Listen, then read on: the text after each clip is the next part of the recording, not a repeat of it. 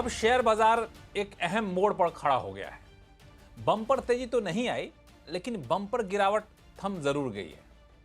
Nifty लगातार 8वें दिन बढ़त पर बंद हुआ है।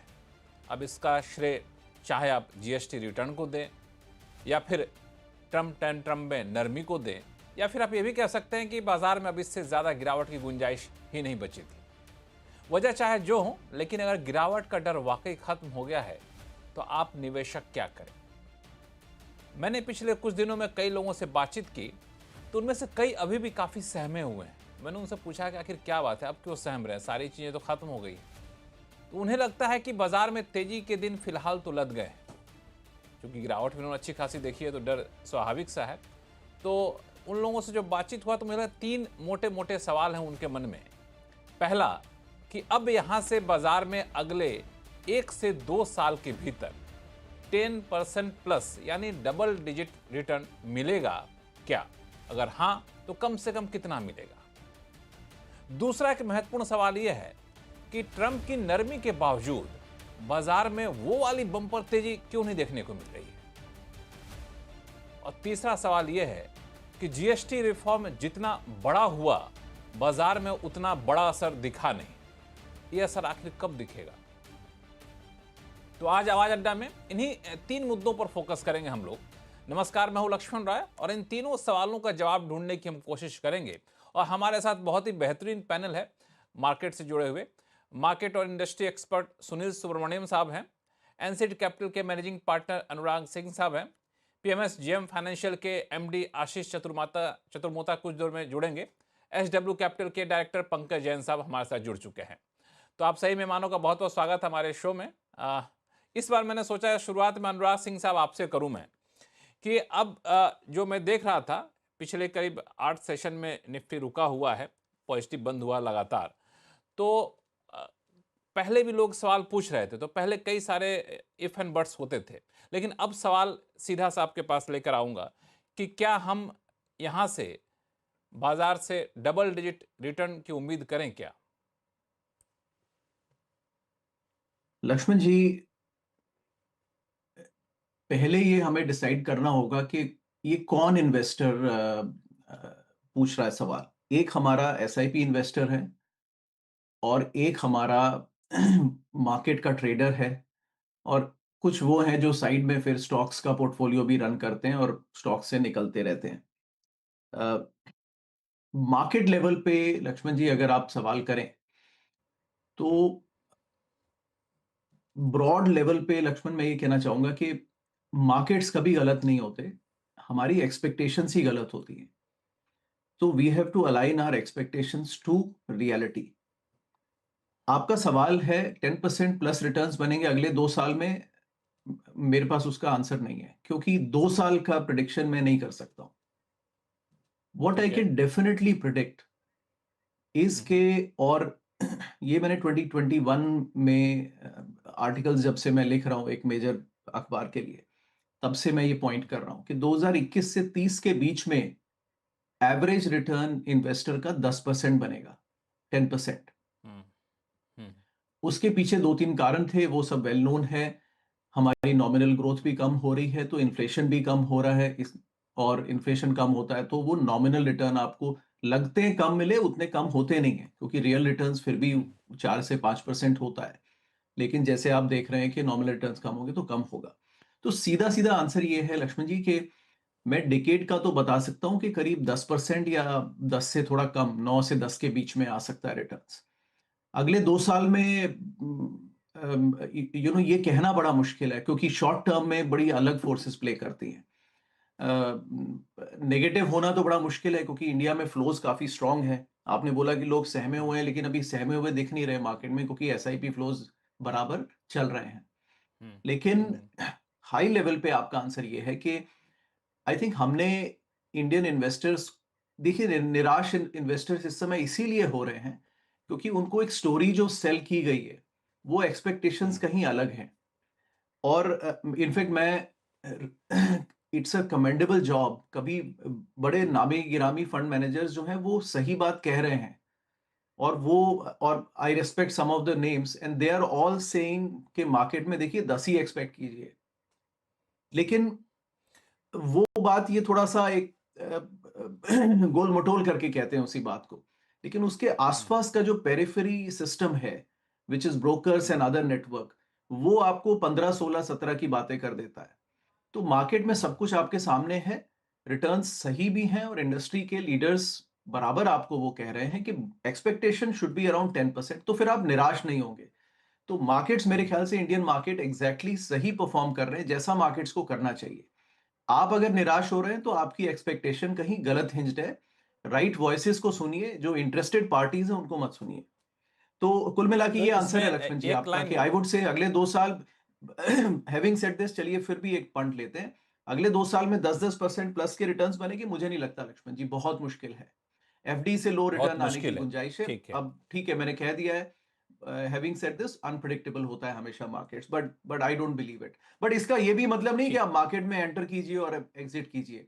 अगर आप इन्वेस्टर हैं तो नहीं नहीं, वो आपको बने रहना है उस पर। अपनी स्ट्रैटेजी पर। हाँ। लेकिन हाँ। आपको कि लॉन्ग टर्म के हिसाब से है, तो फिर आपको 2 साल का रिटर्न पूछना भी नहीं चाहिए।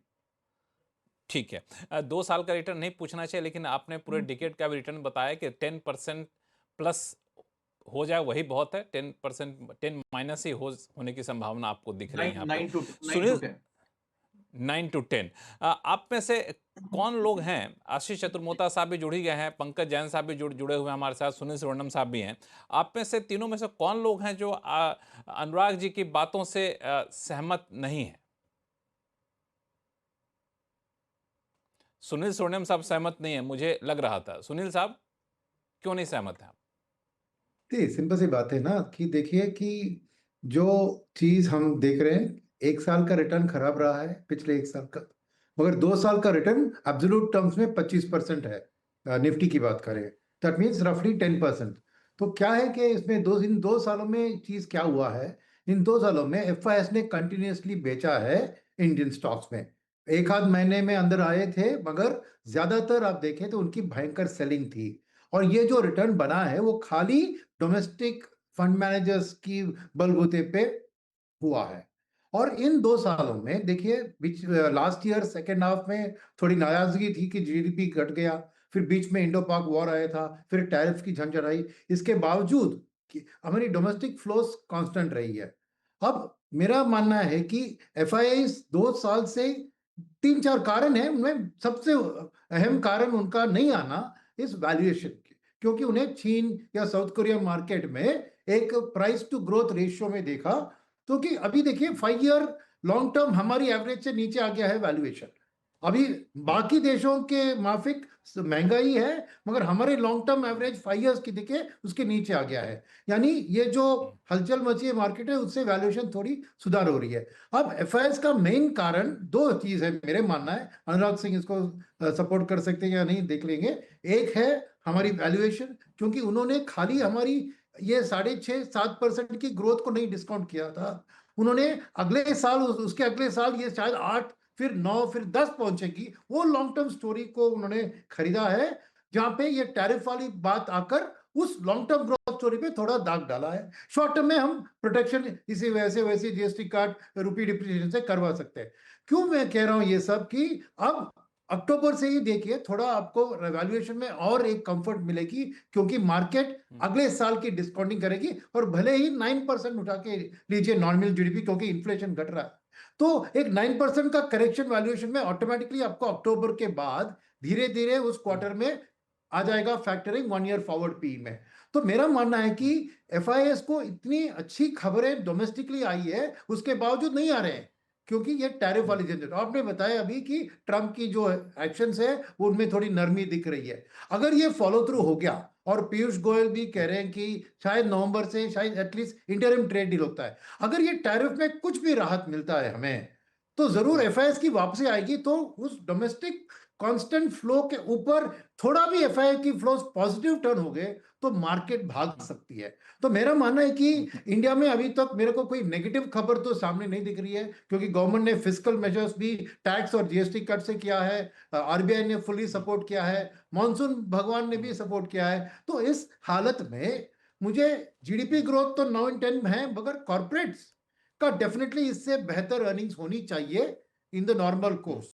तो अगर वो होता है और एफआईएस भी वापस आते हैं, तो मुझे 2 साल में 10% आपने बहुत एक सही टारगेट रखा है। अगर आप 15-20 पूछते हैं तो मैं भी अनुराग सिंह के साथ ही हूं कि 15-20 तो नहीं होगा, मगर 10% तो मुझे मुश्किल नहीं लग रहा है, क्योंकि ऐसा नहीं कि और 1 साल के लिए एफआईएस हमारे मार्केट से दूर रहेंगे, ये नामुमकिन है। मुझे जैसे स्थिति बदलते हुए दिख रही है, जरूर एक ना एक दिन एफआईएस की वापसी होगी, और जब वो होगी मार्केट ठीक। उस महीने से एक उछाल दिखाएगी। तो तब एक बिल्कुल। 2 साल के अंदर आप देखेंगे जरूर मेरे लिए 10% एनुअलाइज रिटर्न तो आसानी से बन सकता है, उससे मेरी दिक्कत नहीं है।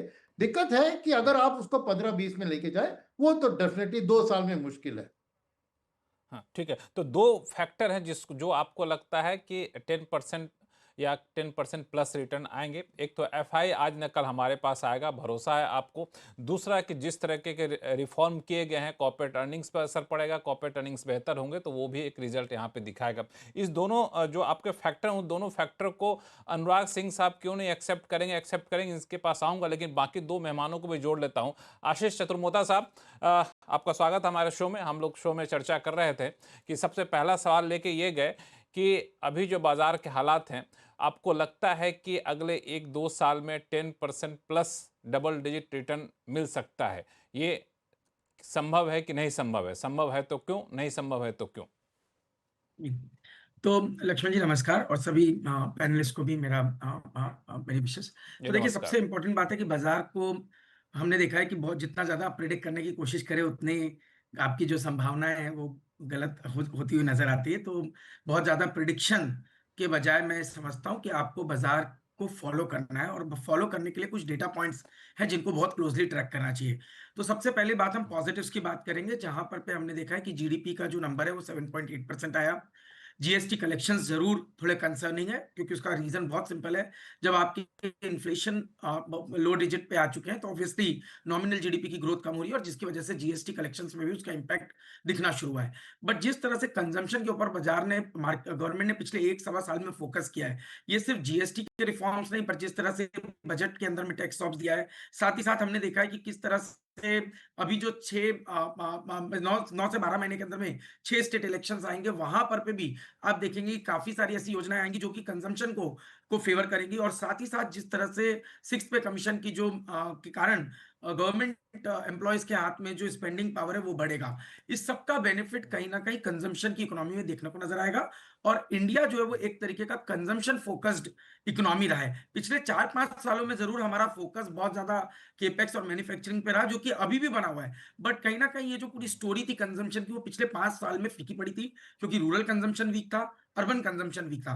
बट अब हमें लगता है कि जैसे कि मॉनसून बेटर होंगे और जिस तरह की कंजम्पशन बूस्ट लिए जा रहे हैं, उसका बेनिफिट कहीं ना कहीं पूरी इकोनॉमी के अंदर में देखने को नजर आएगा। और आप देखिए कॉर्पोरेट्स ने किस तरह से इस बार जीएसटी का पूरा जो बेनिफिट है वो कहीं ना कहीं कंज्यूमर को पूरी तरह देने का आसान किया फैसला है। लिया, और बार बार अपने जो इंडिकेशन है उस डायरेक्शन में लेके गए। तो मेरा ये मानना है कि इसकी वजह से आपको एक बहुत ही अच्छा एनवायरनमेंट बनेगा। और आप हमें ये भी समझना है कि पिछले 6-7 महीनों में बाजार डल रहा है, और इस ड्यूरेशन में आपने यूएस मार्केट देखा, चाइना मार्केट देखा, आपने यूरोपियन मार्केट देखा, सभी में बड़ी तेजी हुई। तो इंडिया ने कहीं ना कहीं एक बहुत बड़ा अंडर परफॉर्मेंस दिखा चुका है, और जिसको हम कहते हैं मीन टू रिवर्जन। इस मीन टू रिवर्जन के चलते मुझे लगता है कि एक अच्छी पॉजिटिव मूव जो है वो बनने की संभावना काफी अच्छी बनती है आने वाले 6 महीने से 2 साल के अंदर में। दूसरी बात हमें ये भी देखना है कि प्राइवेट डेट टू जीडीपी का लेवल अगर से आप देखें तो इंडिया सबसे कंफर्टेबल पोजीशन में बैठी है। आप देखिए चाइना की जो पूरी ग्रोथ है वो आज कहीं ना कहीं डेट ड्रिवन है, यूएस में डेट बहुत हैवी है, इंडिया के अंदर में वो डेट के लेवल्स कम है। तो मुझे लगता है मार्केट कहीं ना कहीं इन्वेस्टर्स इसको किसी ना किसी पॉइंट पे पॉजिटिवली लेंगे। तो मैं टिल्टेड हूंगा ये कहने के लिए कि 10% के रिटर्न या उससे थोड़े बेटर रिटर्न बनने की संभावना बनी रह सकती है। पर जैसे मैंने कहा, मार्केट को प्रिडिक्ट नहीं किया जा सकता, आपको सिर्फ उसके डेटा को क्लोजली वॉच करना है और डेटा उसके को हिसाब से देखना होगा। अपनी ठीक पोजीशंस को राइट करना है। ठीक। तो मैं नोट डाउन कर रहा था आपके दो फैक्टर, एक तो कंजम्पशन, एक बड़ा फैक्टर आप देख रहे हैं, दूसरा private debt to GDP ratio, वो काफ़ी बेहतर पोजीशन में है, और बाकी फैक्टर आपने सपोर्टिंग फैक्टर बताए। पंकज जैन साहब, तीनों लोगों के आपने लॉजिक सुन लिए, आप किनकी तरफ हैं? नमस्कार Laxman ji, thanks for having me. देखो Laxman ji, by end of the day देखो, आई एम ऑप्टिमिस्टिक फेलो, और अगर हम रेफरेंस पॉइंट आज की मार्केट माने कि from today's kind of market scenario, जो आज के दिन मार्केट की वैल्यूएशंस है, यहाँ से जो एक हम रिस्क रिवॉर्ड की बात करते हैं कि रिस्क रिवॉर्ड डेफिनेटली हमारी मार्केट्स में हमारे इन्वेस्टर्स को फ्रॉम करंट सिनेरियो काफी फेवरेबल है। और क्या अगले 2 वर्ष में डबल डिजिट रिटर्न्स आ पाएंगे, नहीं आ पाएंगे, I think absolute percentage term में कहना मुश्किल है, but I think scenario encouraging है। और जो 2-3 जो बड़े कारण हैं जो हमारी मार्केट्स एक कैचअप गेम नहीं कर पा रही with respect to world markets, अगर हम पिछले 8-9 महीने की बात करें या वर्ष 2025 की बात करें, आई थिंक यूएस का S&P इंडेक्स, जर्मन का index, Nikkei, Shanghai, I think most of them have performed about 15 to 16% in this period, और हमारा मार्केट सेट 3 या 4%। तो एक उसके कारण भी है, ठीक है। आई स्टिल बिलीव कि एक lot of catching up game हमारी मार्केट्स में होना चाहिए। उसका कारण क्या बनता है? क्या जो एक ट्रम्प टैरिफ टेंट्रम्स हैं उसमें कुछ एक ढीलापन आता है, whether that could be a trigger. FIs have been very consistent seller, पिछले 8-9 महीने में भी आई थिंक 1.25 लाख करोड़ या 1.5 लाख करोड़ का माल वो बेच चुके हैं। सो कहीं ना कहीं this has been the bigger dampener, जो FIs की कंटिन्यूस सेलिंग आ रही है। ठीक है, उसके अगेन कारण है जिस तरह के क्वार्टर पिछले 3-4 क्वार्टर के रिजल्ट्स आए हैं, I think they been very average kind of results. अगले 2-3 क्वार्टर की बात करें, क्वार्टर 2 भी ऐसा कोई ऐसा कारण नहीं है कि बहुत इंकरेजिंग रिजल्ट्स आएंगे, but quarter 3, quarter 4 from the kind of activities या kind of decisions government of India has taken, तो मेरे को लगता है कि क्वार्टर 3 और क्वार्टर 4 में एक एंकरेजिंग ग्रीन शूट्स, अच्छे ग्रीन शूट्स देखने को मिलने चाहिए। और जिस तरह की कमेंट्री अब यूएस से आ रही है, यूएस के एडमिनिस्ट्रेशन से आ रही है, वहां के पीपल इन पावर से आ रही है, मेरे को लगता है sooner than later there could be some kind of working agreement, एक इनिशियल ग्रीन शू एग्रीमेंट हो सकता है, एंड दैट कुड रियली जो एक इनिशियल पार्ट ऑफ प्रोपेलिंग हमारी मार्केट्स में हो सकती है। सो इन सब चीजों को मद्देनजर रखें और ये मान के चलें कि आने वाले क्वार्टर्स रिजल्ट वाइज यहां से बेहतरीन हो सकते हैं। मेरे को ऐसा लगता है कि काफी एंकरेजिंग मार्केट्स हो सकती हैं। इसमें 1-2 चीज और मैं कहना चाहूंगा, ऑन अ ब्रॉडर बेस हो सकता है हमारी मार्केट ने, अगर हम पिछले 10 एक महीने की बात करें, 2-3% का या 4-5 का रिजल्ट दिया होगा, but there have been lot of sector churning, काफी सेक्टर चर्निंग है, काफी स्टॉक चर्निंग है। सो उस डायनेमिज्म को भी आई थिंक जो इन्वेस्टर्स को हैगा या फंड मैनेजर्स को है, काफी एक्टिवली देखना पड़ेगा, और debt market itself will play a big role. और इस बात में कोई दो राय नहीं है, आई थिंक काफी दिग्गज लोगों ने बार बार दोहराया भी है कि we are into a era of subdued return. जो आज से 3-4 साल तक हमें रिटर्न मिले हैं +15 closer to 20% kind of return, I think उसको एक रीसेंट हिस्ट्री मान के हमारे जो एक्सपेक्टेड रिटर्न भी उनको मेलो डाउन करना पड़ेगा। So all in all I think we could have returns closer to 10% plus kind of thing, double digit returns आ सकते हैं, उसमें कुछ प्रश्न चिन्ह है, बट डेफिनेटली मैं उस कैंप में हूं कि यहां से रिस्क रिवार्ड सिनेरियो में रिवार्ड के चांसेस काफी बेहतरीन है, बजाय रिस्क काफी लिमिटेड है। तो यहाँ पे कई सारे फैक्टर निकल कर आए। एक तो FIs का वापस आने का भरोसा है, सुनील सुवर्णम साहब को, आशीष चतुर्मोता साहब को कंजम्पशन बढ़ने का भरोसा है, पंकज जैन साहब कह रहे हैं कि हम लोग बहुत दिन सब शांत होकर बैठ गए, अब तो बहुत सारे फैक्टर हैं कि हमें आगे बढ़ना पड़ेगा। तो इन सारे फैक्टर को आप किस तरह से देखते हैं अनुराग जी? लक्ष्मण जी, देखिए काफी चर्चा हुई, मैंने कुछ पॉइंट्स नोट किए हैं, मैं सिर्फ 2 पॉइंट कहना अच्छा, बाकी तीनों मेहमानों को बता दूं कि अगर किन्हीं को लगता है कि अनुराग जी के बातों को बीच में हमें कुछ ऐड करना है, कुछ असहमति हो, तो बोलना शुरू कर सकते हैं, मेरे पूछने का इंतजार मत करिएगा। ठीक है। हाँ, अनुराग सिंह जी, देखिए इस चर्चा से जो हमें सुन रहे हैं वो और कुछ, और मैं तो काफी समय से लक्ष्मण जी आप सम्मान के साथ बुलाते हैं, हमेशा आता हूं, और कुछ समझे ना समझे, एक चीज हर इन्वेस्टर आज जरूर समझे। ये देखिए, ये जो जीडीपी ग्रोथ का हम जो नंबर बोलते हैं 7.8%, ये टोटल मिथ्या है। ये let me be very bold, ये फर्जी नंबर्स हैं। आपको नॉमिनल ग्रोथ नंबर देखना है इंडिया में, क्योंकि सरकार ने क्या कहा है, जीडीपी ग्रोथ 7.8% है रियल टर्म्स में, इन्फ्लेशन हटा के, लेकिन इन्फ्लेशन ऐड कर दे तो कितनी ग्रोथ है? 8.8%। इंडिया में क्या 1% इन्फ्लेशन चल रहा है? कौन मानता है कि इंडिया में इन्फ्लेशन 1% है? मेरा सजेशन है हर लिसनर को नॉमिनल ग्रोथ नंबर देखिए, रियल ग्रोथ नंबर इंडिया के कैलकुलेशंस डिस्टॉर्टेड हैं। ये प्रो इंडिया एंटी इंडिया का स्टैंस नहीं है, ये सब जानते हैं। थोड़ा सा अगर इस चैनल के लिसनर्स भी ध्यान दें तो अगर इंग्लिश वर्जन देखें सीएनबीसी का, तो वहां पे हर कोई ये बात करता है और this is very well known. Somehow Hindi channels पे ये बात नहीं आ पाती है, और वो उस हिसाब से, क्योंकि या इन्वेस्टर समझना नहीं चाहते हैं। प्लीज, सब कुछ आपके सामने है। तो इंडिया में ये कंपनीज जो हैं, वो प्राइजेस भी नॉमिनल लेवल पे काम करता है, तो सिर्फ नॉमिनल ग्रोथ देखिए। नहीं नहीं, आप और जो इंडिया बोल की रहे हैं वो भी नॉमिनल हिंदी ग्रोथ, चैनल पे ही बोल रहे हैं। बिल्कुल मैं हिंदी पे ही बोल रहा हूँ कि अंग्रेजी चैनल सुनिए, सबको पता है। हिंदी पे हम बल्ले बल्ले करते हैं 7.8%, इंग्लिश चैनल में बोलते हैं कि ये तो वीक ग्रोथ है। हमारी ग्रोथ काफी वीक है। 8.8% nominal is the weakest in 10 years kind of, right, Covid exception हटाएं तो। ना सिर्फ इतना, 2014, 15, 12, 13 से ऑनवर्ड, जब से बैंकिंग क्राइसिस भी इंडिया फेस कर रहा था। Let's not make this political, I don't want to, that's why मैं 2012-13 कह देता हूं, 14 कहूंगा तो पॉलिटिकल रेमिफिकेशन आ जाते हैं उसके। I don't want to go there.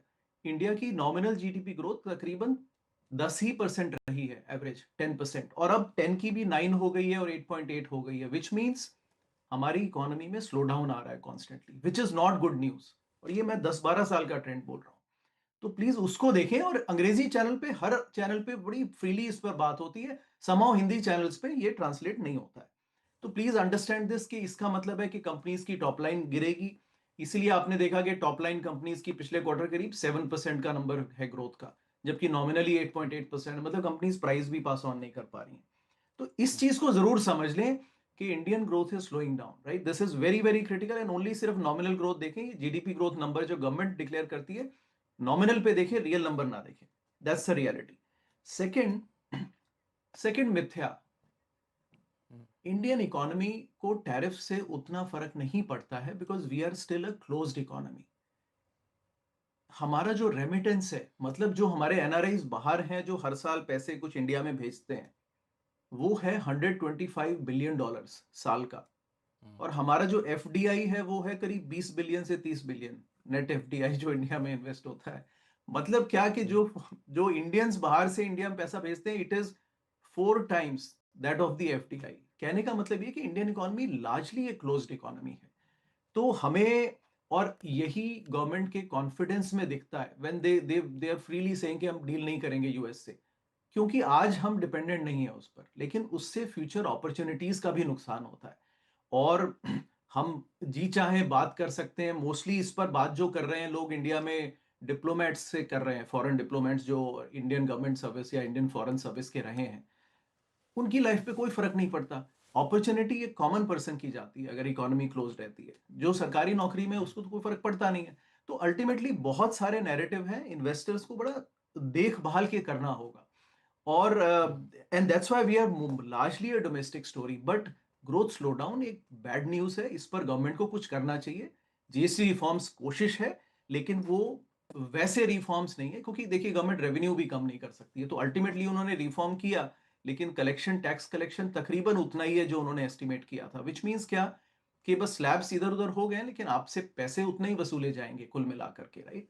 तो ये लिमिटेशन है, इसको समझे। एक जो ब्रॉडर स्टोरी इंडिया में हर समय चलती है कि ग्रेट स्टोरी है, किसी भी रेट पे खरीद लीजिए और बस टिके रहिए, वो अबाउट 9 से 10% रिटर्न आपको दे पाएगी। उससे ज्यादा आपको है तो फिर आपको मेहनत करनी पड़ेगी, अलर्ट रहना होगा और सारे नैरेटिव सुनने पड़ेंगे।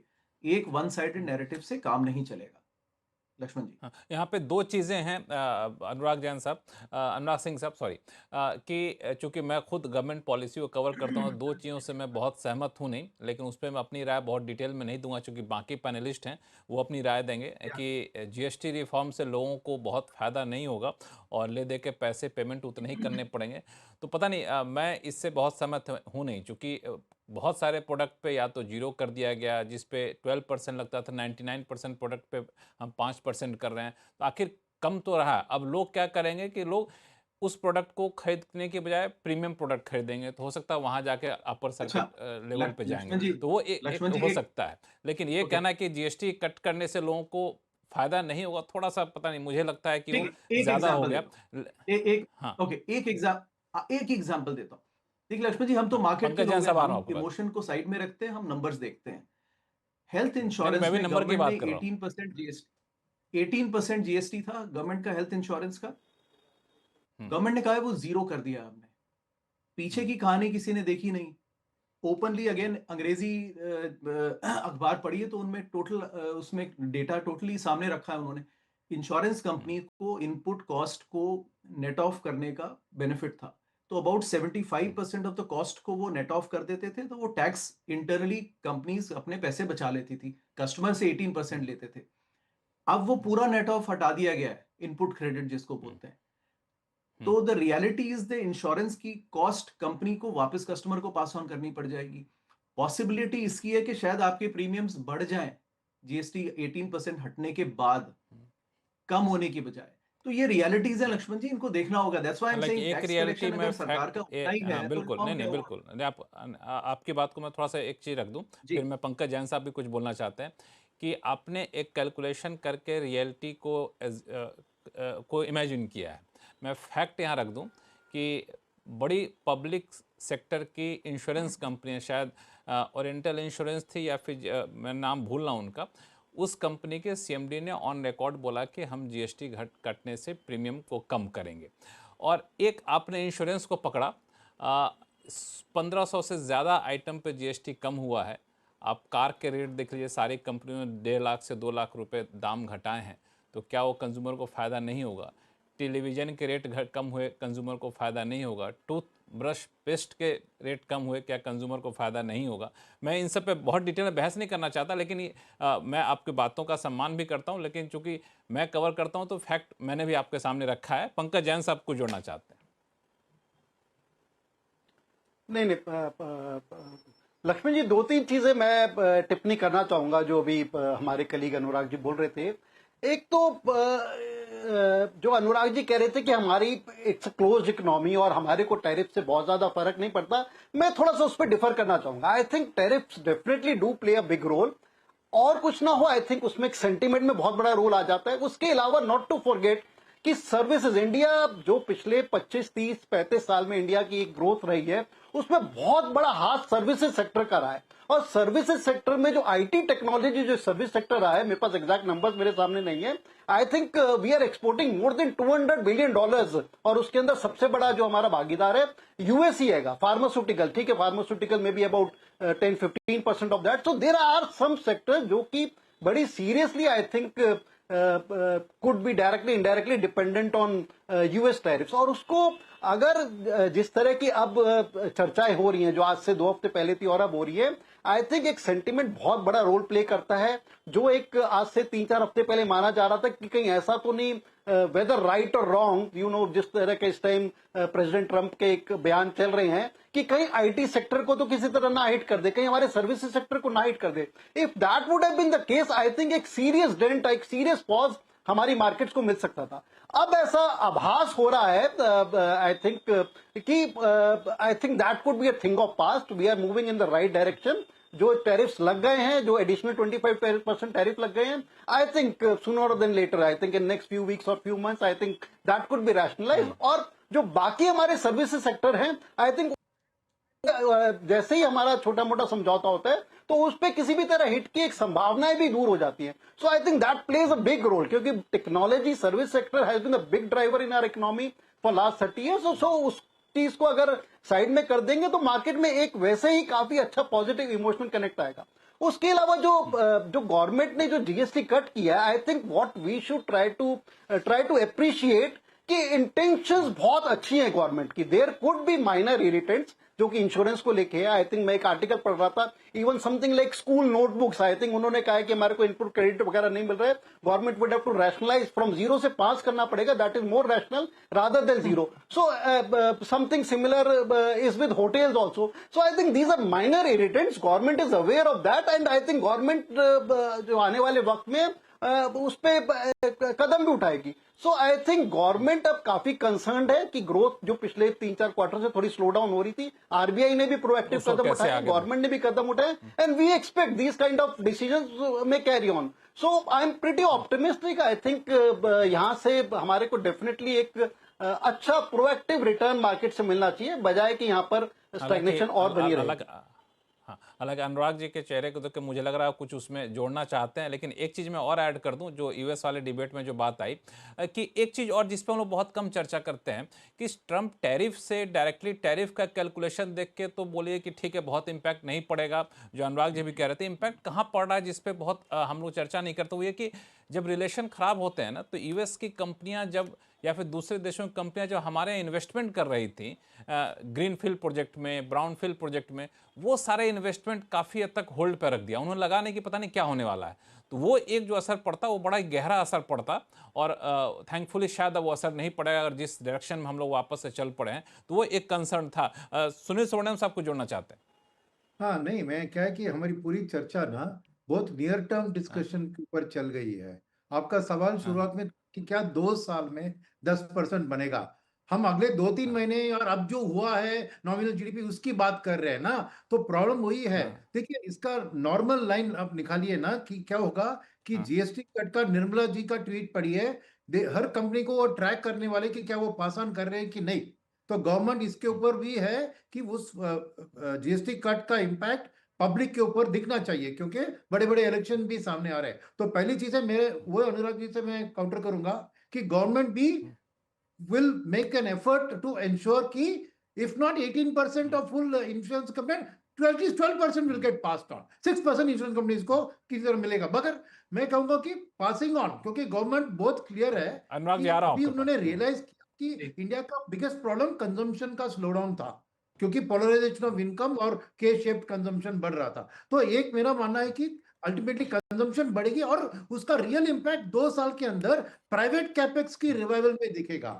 मेरे मेरे मन में 6-9 महीने के बाद आपको एक प्राइवेट सेक्टर का जो रिवाइवल आएगा कैपेक्स में, वही एक मल्टीप्लायर इफेक्ट देगी इकोनॉमिक ग्रोथ को, तो वो भूलना नहीं चाहिए। इकोनॉमिक ग्रोथ पे और फिर वो आपके रिटर्न पे उसका।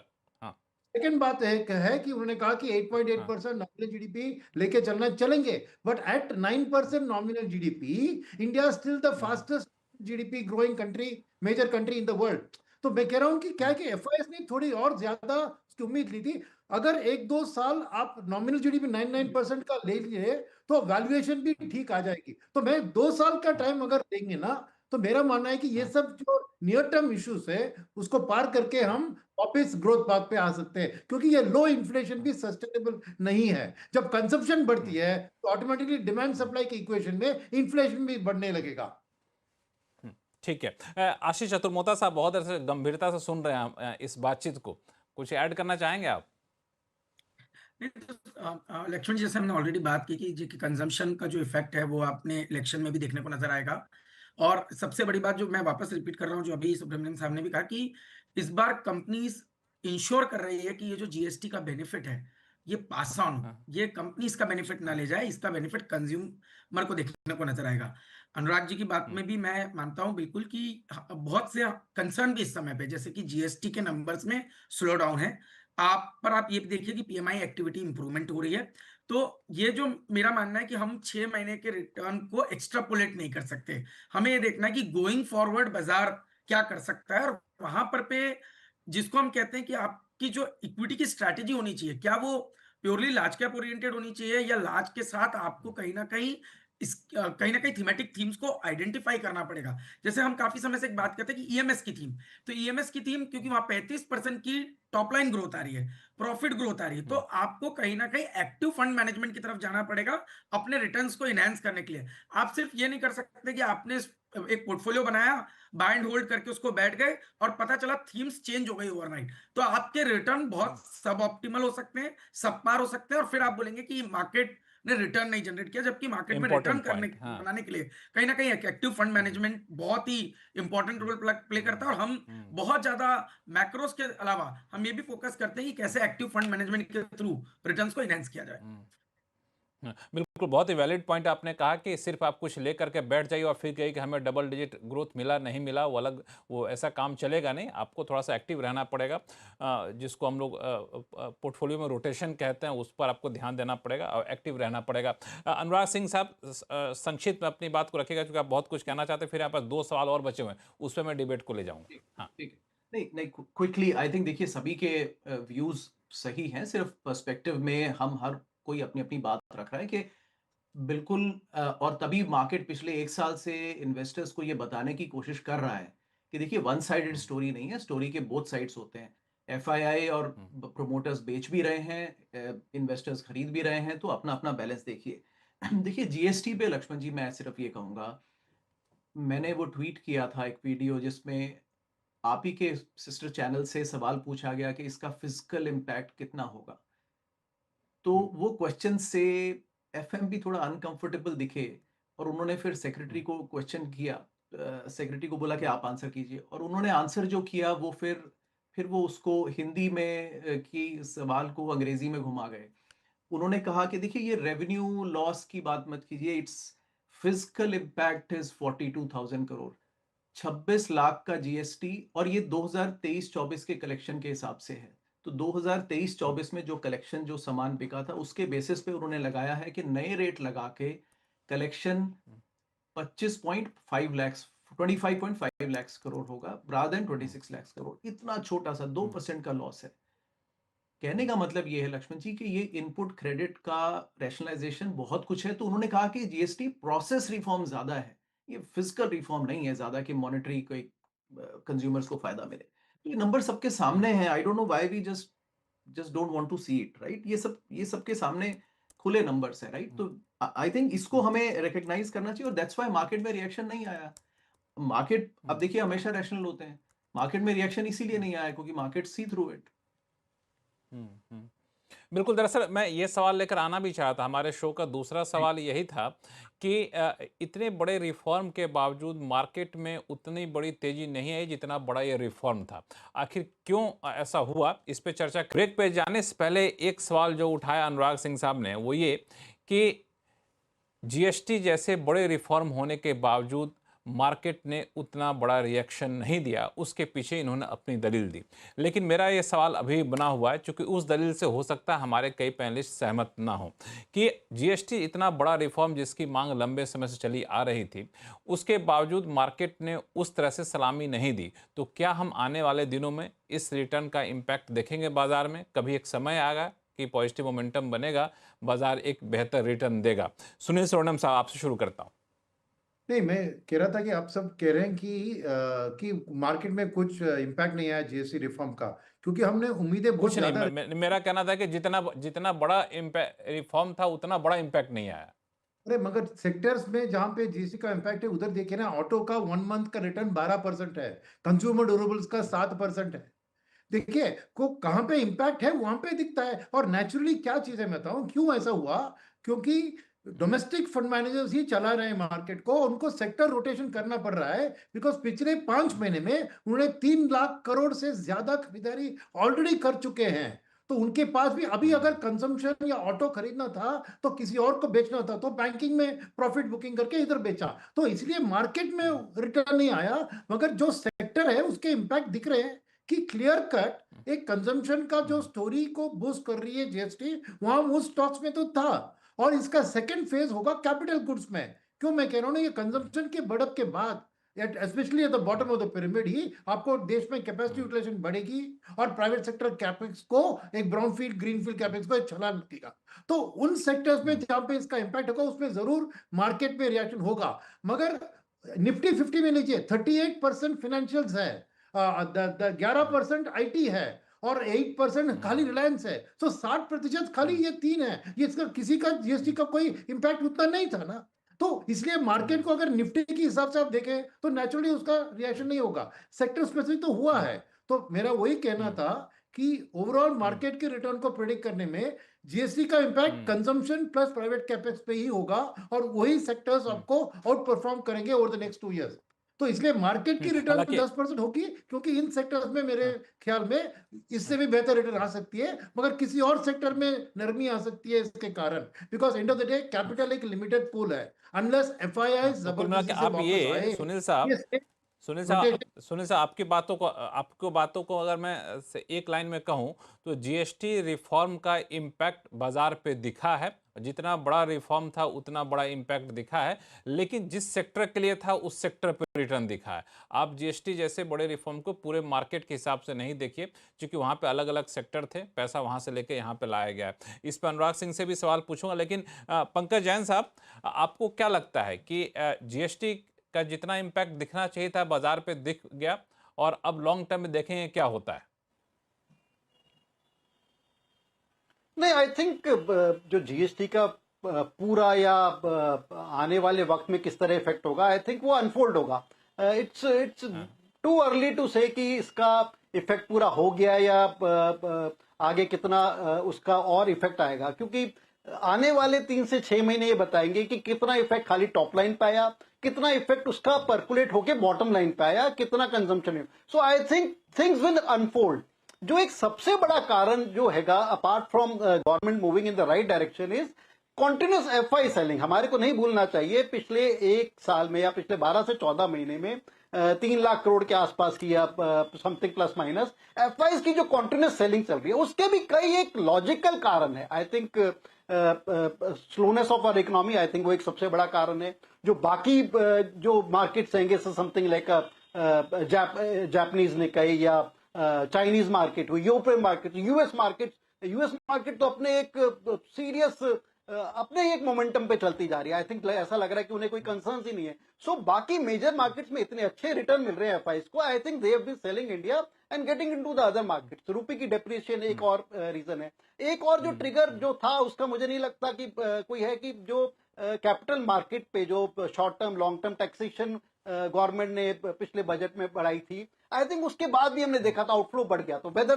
There could be some rethinking on that, I don't know. So ये 3-4 कारण हैंगे जो कि मार्केट को रोके हुए हैं। एंड इसमें कहीं भी किसी भी कारण से एफआई का एक थोड़ा सा भी ये यू टर्न आता है या कंसिस्टेंट थमा भी आता है सेलिंग में, तो आई थिंग मार्केट्स को take a very decent positive वही सवाल मैं आपसे पूछना चाह रहा था। मार्केट। सो ये सवाल पंकज जैन साहब मैं फिर से आपसे पूछूं। दरअसल ये मुद्दा जो है ये कई लोग जानना भी चाहते हैं कि आखिर एफआई जा रहे हैं, उसके लॉजिक सबके पास है कि यूएस में उनको ज़्यादा बेहतर रिटर्न मिल रहा है, करेंसी फ्लक्चुएशन का डर नहीं है, बाकी मार्केट सस्ते मिल रहे हैं।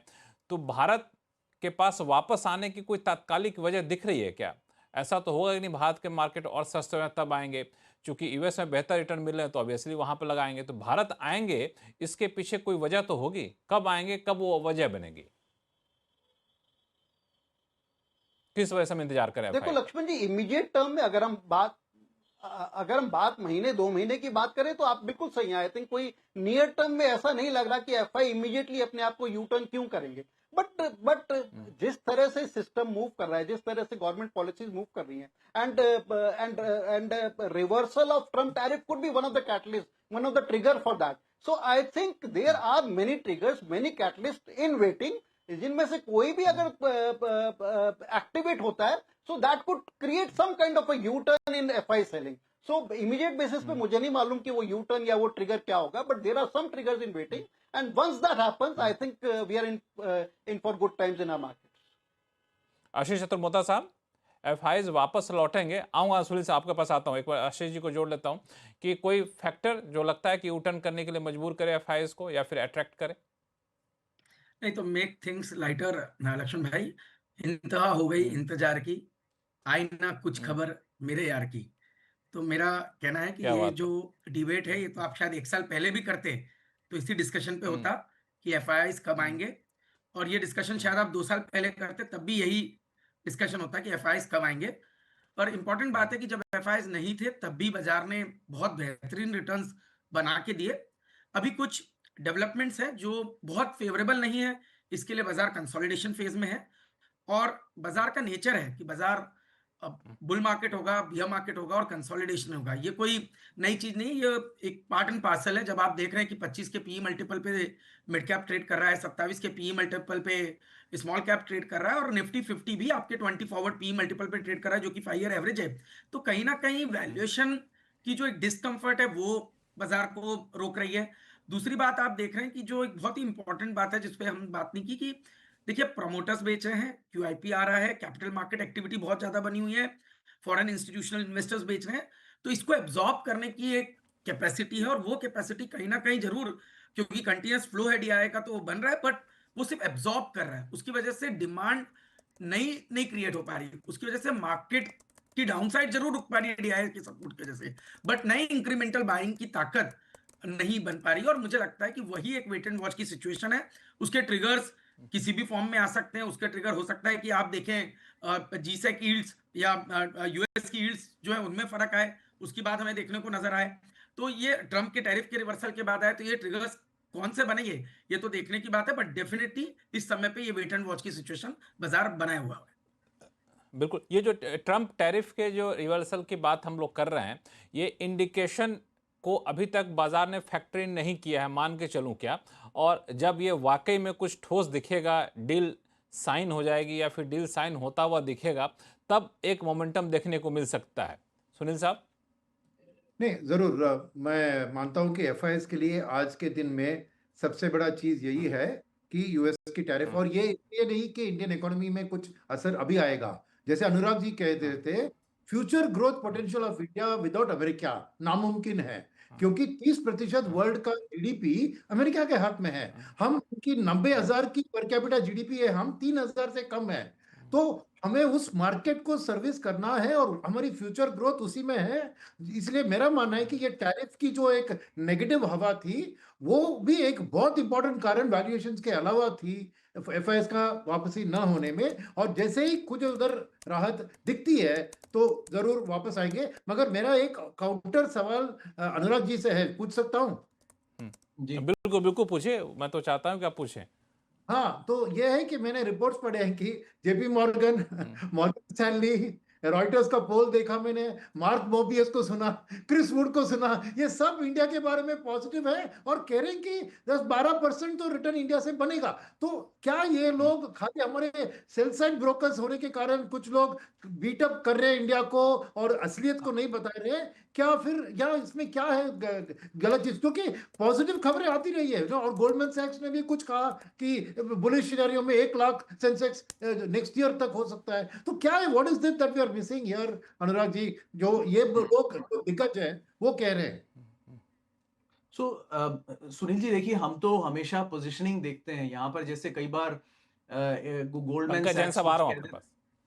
गोल्डमैन सैक्स कुछ कह देता है और इंडिया बड़ा खुश हो जाता है। देखिए, गोल्डमैन सैक्स ने ये कहा विदाउट रियलाइजिंग कि वो गोल्डमैन सैक्स के वो लोग कह रहे हैं जो कि पिछले एडमिनिस्ट्रेशन में व्हाइट हाउस में डेमोक्रेट में कुछ पोजीशन लेके बैठे थे। उनका stand is as political as anybody. Same with Moody's, sometimes जो वो कुछ कह देते हैं, राइट? तो वो नाम भी मैं उनके लेना नहीं चाहता क्योंकि but everybody knows it here, right? तो similarly Chris Wood and Mark Mobius, उनकी पोजीशन देखनी पड़ेगी आपको। आप वो इंडियन मार्केट में वो जिस मर्जी मार्केट की तारीफ कर दे, they are traders, they can quickly change their stands the moment their position changes. तो मैं उन नामों की रेस्पेक्ट करता हूं, लेकिन उनके ओपिनियन को उतना सीरियस नहीं लेता, क्योंकि वो ट्रेडर्स हैं, they can change their position, right? जिस हिसाब से वो पोजीशनड है। कलेक्टिव विजडम देखनी पड़ेगी। देखिए, हमें किसी से सीखने की क्या जरूरत है कि क्या वैल्यूएशन है। हमें दिख रहा है मार्केट में वैल्यूएशन ज्यादा है, हमें इंडिया का मल्टीपल पता है, हमें ग्रोथ पता है, और हमें अर्निंग्स पता है इंडिया की। उसके हिसाब से आप तीनों लगा लीजिए कॉम्बिनेशन के, ये तो महंगा ही है। तो उस हिसाब से मैंने कैलकुलेट करके बताया कि तकरीबन डिकेड की जो अर्निंग एक्सपेक्टेशन है अबाउट इन्वेस्टर्स को अबाउट 10% रखनी चाहिए, 9 to 10%। उसके और बहुत सारे रीजंस हैं, कभी और चर्चा कर लेंगे। देखिए, एफडीआई एफआईआई, देखिए, ये चलता रहेगा। आई वुड से आप इन्वेस्टर्स को अपना देखना चाहिए। हर बार कोई ना कोई सेलर तो रहेगा, तो इन्वेस्टर को अपना देखना चाहिए कि कब खरीद रहे हैं। पर इस समय जो भी कोई खरीद रहा है, बहुत बम्पर रिटर्न्स इस लेवल से नहीं बनेंगे। तो long term investor should wish के markets correct very strongly. Correct करेंगे, एफआई बेचना भी बंद कर देंगे, प्रोमोटर सेलिंग भी बंद हो जाएगी, आईपीओस भी बंद हो जाएंगे। वो बेनिफिशियल है इन्वेस्टर के लिए, वर्सेस आज का सिनेरियो जहां पर आपसे समझदार लोग बेच रहे हैं। वो सिनेरियो ठीक नहीं होता रिटेल के लिए कभी भी, राइट? तो ये मेरा एक लिमिटेड पॉइंट है that all the wise people are now selling, and all the retail who just goes on the market वो खरीद रहे हैं. That's not a right equation, Lakshman जी. हालांकि जिन एजेंसियों का नाम आपने लिए और जिनके पोजीशनिंग की बात की, हम लोग तो उसको कंफर्म नहीं कह सकते हैं, आपकी ये व्यक्तिगत राय हो सकती है और आप उस आधार पे बोल रहे होंगे. पंकज जैन साहब हाँ कुछ हाँ बोल रहे हैं. नहीं, सॉरी लक्ष्मण जी, मैं एजेंसी इटसेल्फ को नहीं कह रहा, लेकिन एजेंसी में अगर कोई पर्सन बोलते हैं तो मैं वो पर्सन नोन है कि ये पिछले एडमिनिस्ट्रेशन में डेमोक्रेट के लिए काम करते थे, ऑफिशियली काम करते थे. तो यहाँ देखिए, यहाँ का ये बड़ी ब्यूटी है यूएस की. यहाँ पे एक दिन आप गोल्डमैन सैक्स में काम कर रहे हैं, अगले दिन आप गवर्नमेंट में ट्रेजरी सेक्रेटरी बन गए, मतलब finance minister. It is like expect करना कि हमारी निर्मला मैडम जो हैं एक दिन फाइनेंस मिनिस्टर है, लेकिन अगले बार वो कोई मॉर्गन इन्वेस्टमेंट बैंक हेड कर रही है. ये ऐसा ही है यहाँ पर.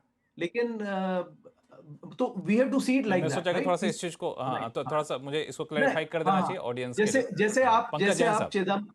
करेक्ट. पंकज जैन साहब बहुत देर से बोलना चाह रहे थे.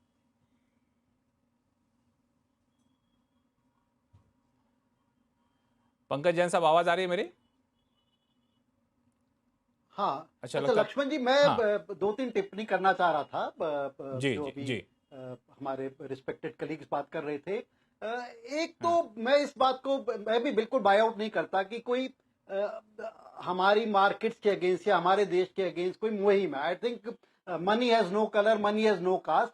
पैसा जहां पर पैसा बनेगा वहां पैसा एक्स्ट्रा पैसा जाएगा. I think and that is the theme I think what FIs have been following. बिल्कुल मैं कई बातों से अनुराग जी की सहमत भी हूं. हमारी वैल्यूएशंस काफी स्ट्रेच हो गई थी, हमारे रिजल्ट्स पिछले कुछ एक क्वार्टर्स के अच्छे नहीं आए. So I think that has been. और बाकी मार्केट्स में भी किसी भी कारण से बहुत अच्छे रिटर्न मिल रहे थे. आई थिंक जब वो चीज ठीक होगी तो मनी वुड रिटर्न.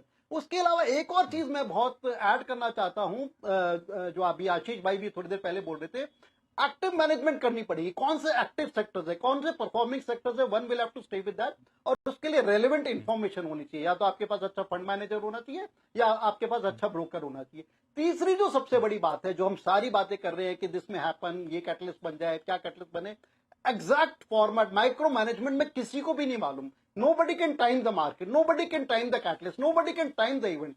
बट जो चीज अभी हमारे को रिसेंटली जो सीखने को मिली, जो कि हम पहले भी देते हैं, so something like what happened with Oracle stock in US. एक दिन में 35 से 40% वो स्क्रिप्ट बढ़ा. Very large script, large capital base वाला स्क्रिप्ट एक दिन में बढ़ा. So for that, for you to make money for that kind of event, you have to stay invested. अगर आप मार्केट में अच्छी तरह इन्वेस्टेड नहीं रहेंगे, अच्छी तरह का मतलब मैं नहीं कि ओवर इन्वेस्टेड रहेंगे, जितनी भी अपनी ताकत है अच्छे सेक्टर्स में, रेलेवेंट सेक्टर्स में एक्टिव मैनेजमेंट करके you have to stay in the market. और वो दिन कब आ जाए, वो वीक कब आ जाए, वो महीना कब आ जाए अगले कुछ एक दिनों में, you never know. So you have to stay in the market, you have to stay in the relevant sectors, and I think it's just round the corner we could make some handsome returns.